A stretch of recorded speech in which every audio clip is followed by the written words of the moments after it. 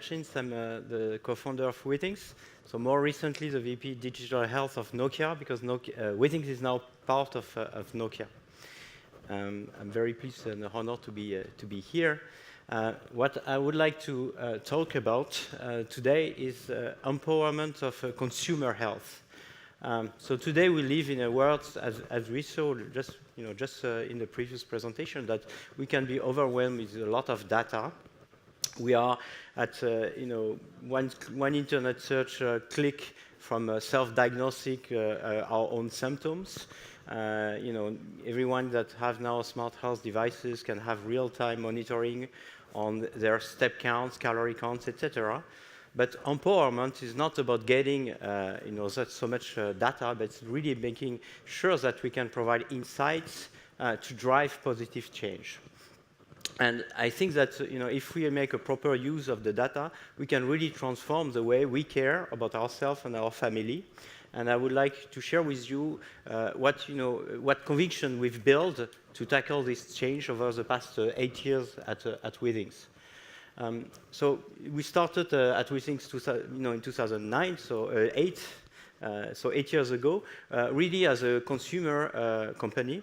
And at the core of our philosophy is the fact that we need to develop consumer experience. We here talking about medicine, but we need to really tackle the fact that we all want to be surrounded with beautiful things, simple applications, simple experience. And we think that this is really at the core of making sure that the solution that we provide will stay with us on the long term and can have a positive impact on our health.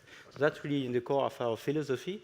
And we see this transformation through 3 different layers. It starts with me, how we can empower the individual. I will talk about some feedback loop and how to be at the own driver's seats of our health, I would say. But also how can we get support from the community. And here community is in a very large meanings, which means my friends and family, but of course also my health provider. And I just make the point here, I will nowhere I would like to share views that it's about self-medicine and about cutting the link with the doctors. It's quite the opposite. And that's really what a couple of examples I will share about community. And at a higher level, what kind of insight we can build from getting all this data at the population level to help researchers to understand and to build new knowledge really on healthcare. So it's really, I would like to take you through this, again, 3 layers. So first with empowering individuals. In fact, we had our first experience of empowering individuals with our first product. When we started Withings in 2008, and we decided to design a smart scale, basically a connected scale, we view it as engineers. Definitely not as doctors or health providers, but as engineers, we wanted to fix some of the shortcomings of existing digital scale. We wanted to make a scale that has infinite memory, that have a better screen, so basically that leverage the smartphone that we have in our pocket to graph weight evolution. So really, building more features and simplify a digital scale. But we quickly learn and discover through our users and thousands of users very quickly in the US that we have designed by chance, and it turned out to be a behavioral change devices. We absolutely did not expect this testimonial from users sharing with us at a very high level that we changed their life, that they achieved such X or Y weight loss, or they've engaged into some new fitness habits. And we really dig further to understand what drives this change. And we really came to this notion of having a long-term, step-by-step monitoring, being able to build an experience where you can set some goals. It can really change, again, step-by-step without making a dramatic change in your life, but really change you for the better. And that was our first experience of empowering individual, not with data, but really with an experience. And it's really shaped our roadmap and our thinking, developing then over the past 7 years of our ecosystem of devices. So we've built an ecosystem of consumer devices that capture health-relevant data, so be it on body vitals. So most recently, we measure pulse wave velocity when you step on the scale, but also behavioral, so what you do during the day, what type of physical activity, what are your sleep patterns, and also in certain consultancies, environmental, so to which air quality you've been living on in your home, etc. So we built this ecosystem that has in common to generate an actionable dashboard on one single app, that's a HealthMate.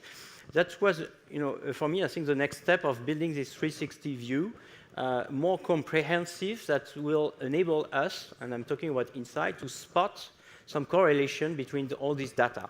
So it's not anymore just graph data, but we start and add a timeline view, and we are really, honestly, only at the beginning of conversational mode, and really, spot on trends, again, correlation between some of your activity during the day and your sleep pattern, or your evolution of your blood pressure, again, with your sleep pattern or your weight.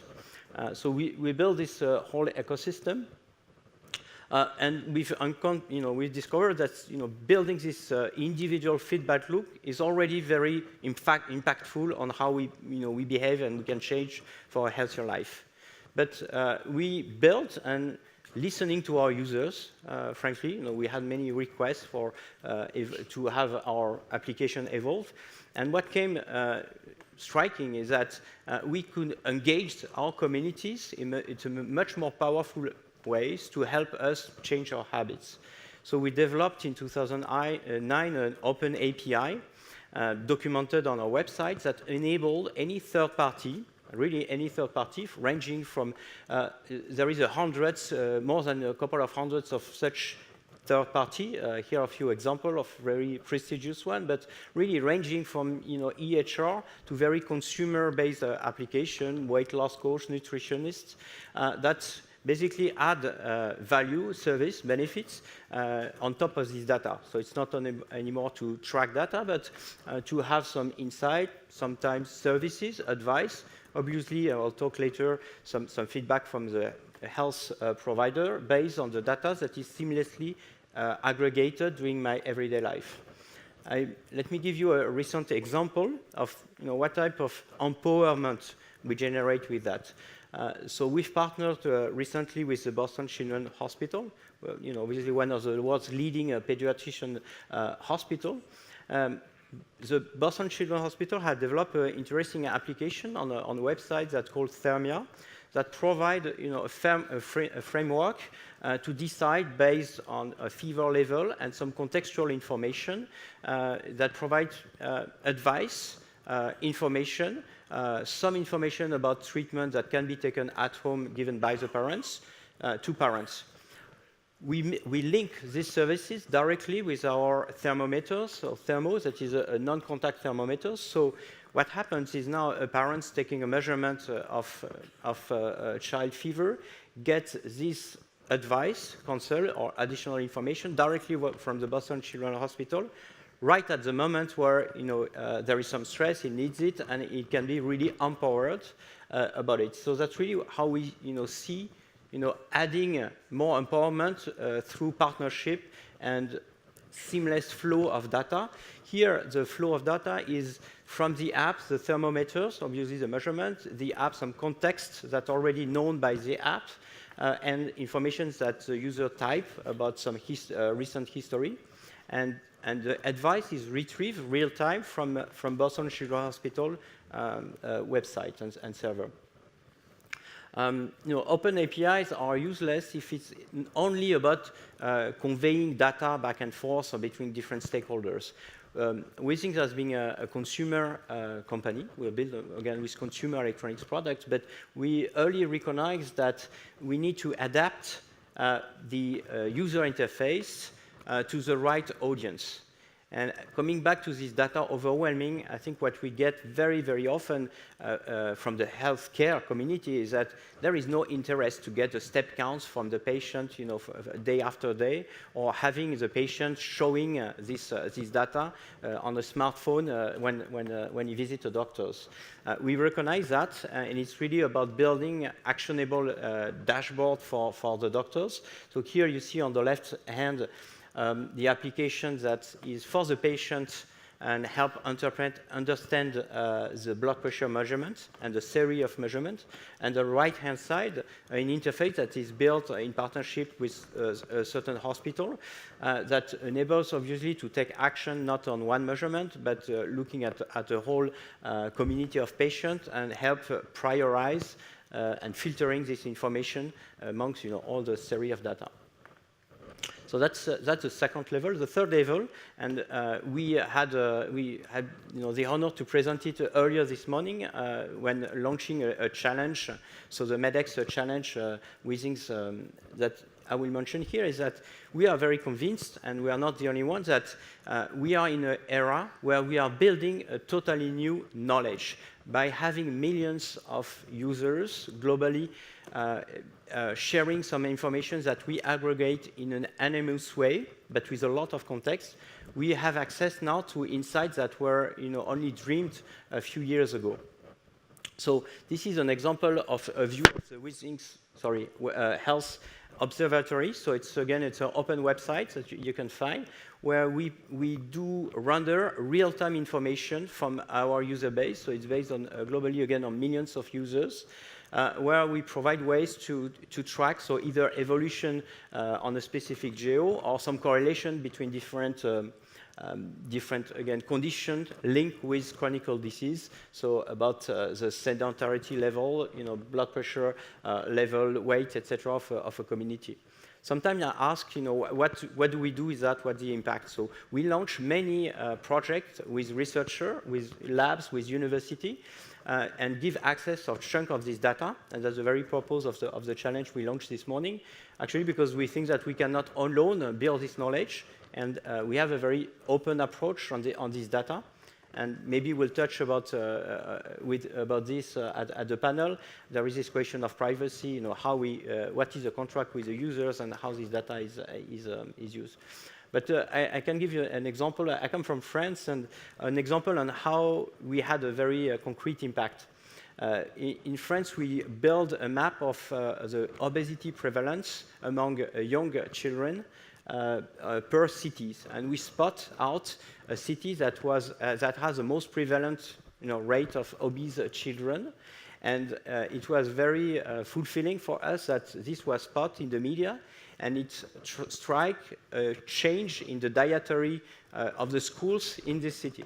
So it's very concrete, and we had worked with data scientists about, again, the accuracy and relevance of this data.